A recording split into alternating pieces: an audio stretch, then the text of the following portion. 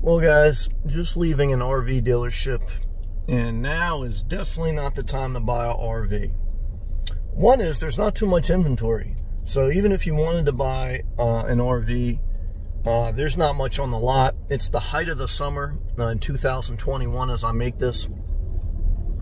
And even the RVs that are here, they're way overpriced. So it just makes for a bad environment, which we kind of already know. I've talked about on this channel that I believe we are in the peak of RV sales and even the RV lifestyle in the year of 2021. I believe as we get to 2022 and beyond, as long as the pandemic mainly goes away, in one sense of speaking, and international travel continues to open up, I don't believe people will RV at the same capacity they are now. And I believe inventory levels will increase, and prices may not crash, but they'll at least stabilize. But the more and more I look at RVs, they're really not attractive to me, because I always go back to the fact that you're still going to end up in a campground or RV park, and it makes your traveling a little bit more annoying because you got to worry about the logistics more. There's a lot more cost involved with fuel and campgrounds. And traveling out of a car or a regular van is just the ideal way to go, especially if you're a single person, you know.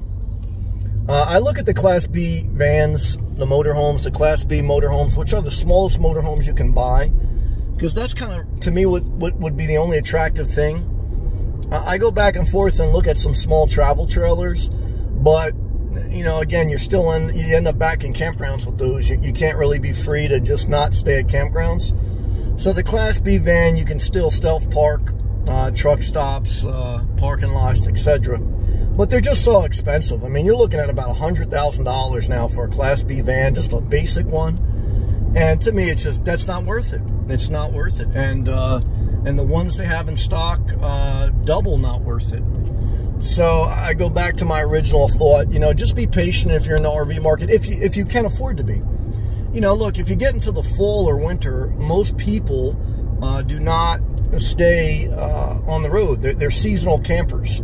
The full-time people, they're on the road, obviously, 24/7, but most people buy a RV in the spring and in the early summer. Even now, as I make this in the middle of July, most people have already bought their RV for the season. The RV season is the summer and the fall. And the spring. In the winter, it dies down for the most part.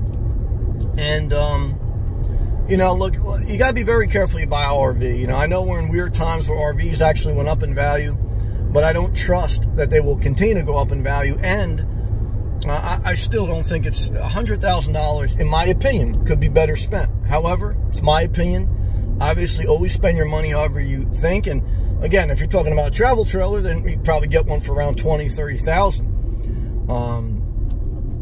But even that has really changed over the course of the past several years. So, you know, it's just interesting. It's an interesting time that we're in. And I continue to say that try to wait until the fall and the winter and even into next year. If you're single with no kids, living out of a car or minivan or a regular van that you even build out yourself would probably be best. No need to rush. No need to overspend, and then you kill the simplicity. You know, it's like once you spend over a certain amount, and to me, let's just say once you spend over $30,000, to me, you're really making a huge investment. And we already know that on average, travel trailers and motorhomes, they go down in value. I know we're in an exceptional period, but you know you can't really count on RVs appreciating over time.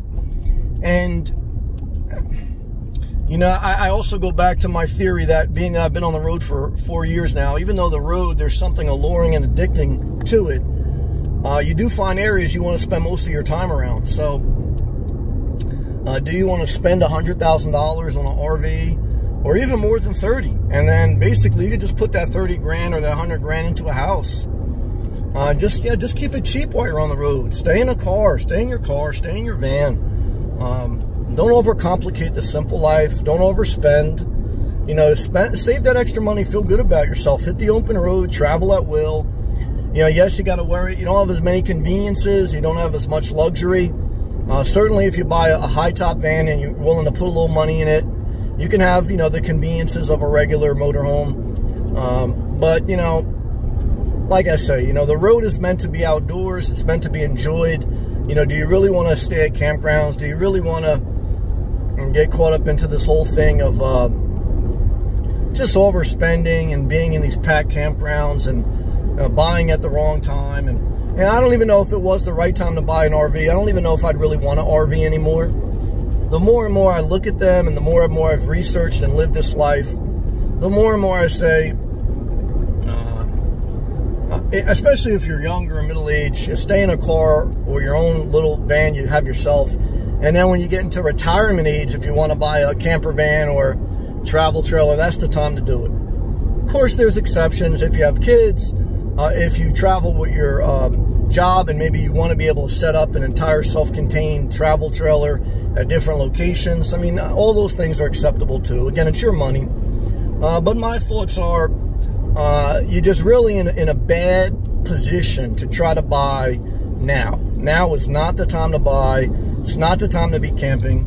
Now's the time to be patient, to be disciplined. However, can anything happen in the future where prices even continue to skyrocket? Of course.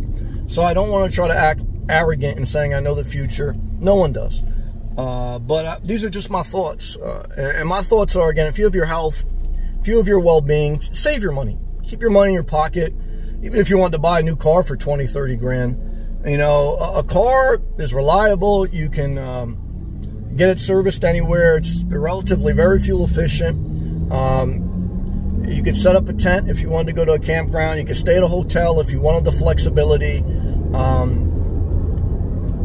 And, you know, you can even always put a hitch if you want to get a cheap travel trailer. But I think a car, and you can Uber, DoorDash, etc. A car gives you so much more than these RVs nowadays. So these RVs just take, you know, they give you some more comfort, but you pay a big price for that.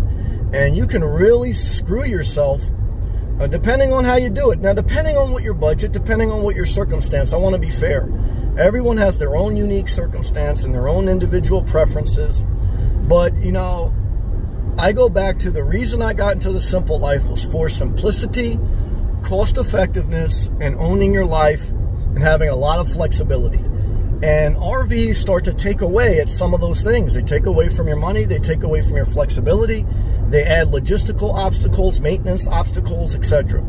And for the comfort they give you, I don't think it's worth the things you give up. At this point in my life, at this point in my journey, 4 years on the road as a full-time nomad. So, you know, your individual circumstance, you'll have to evaluate for you, your age, where you're at, what you want to do, how you want to travel, right? Again, everyone's different. But, yeah, I'm not sold on the RV. I wasn't really, if you watch my video, maybe I'll link it at the end of this video. I made a video when I first started that RV living is not simple or cheap. That was 4 years ago, when RVs were a lot cheaper, campgrounds were a lot less crowded, and the lifestyle was a lot more under the radar. I mean, now, forget about it. It's just like, yeah, it's just too overcrowded of a space, too overpriced, and just too much obstacles. It's like, might as well, you know, stay in your car, rent a hotel at will, travel at will, and then if you really want to get comfort, settle down in the area. Unless you're retired. If you're retired, I could see you say, you know, I worked my whole life. I've been saving.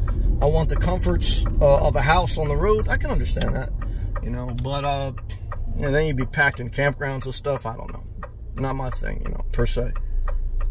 But yeah, I mean, and you also, when you get off these car lots, you know, they're high pressure. Even now, with all the RV sales they had this past year, record numbers. Everything's high pressure. You can't really just look around without the salespeople breathing down your neck. It's just a very bad experience to buy an RV right now. Very bad experience. From the time you get on the lot, even to the time you look online, there's nothing really. Everything's priced high. You get on lots, high pressure. There's low inventory, and the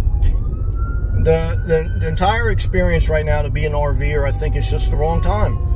And even 4 years ago, I was not sold on the RV. I was sold on the RV lifestyle, which is keep it simple, keep your flexibility, keep the money in your pocket, and enjoy your life. Enjoy the outdoors. Enjoy the basic, simple things of life. Don't overcomplicate life. So I think the RVs and the RV dealerships have overcomplicated the lifestyle. But that's just my opinion. Hopefully this video helped you. I'm fresh off the car lot, so I wanted to document my experience. These videos do help you. Click the thumbs up. Also, if you'd like to support the channel, click the blue join button. Just 33 cents a day. You can cancel at any time, and it gives you unlimited access to all my live feeds, which I do every day, God willing. You can check out my playlist. I have tons of videos about RVs, RV tutorials, the nomadic lifestyle, campgrounds, and just my thoughts in general about the simple life. Thank you again for watching. See you next video. Peace.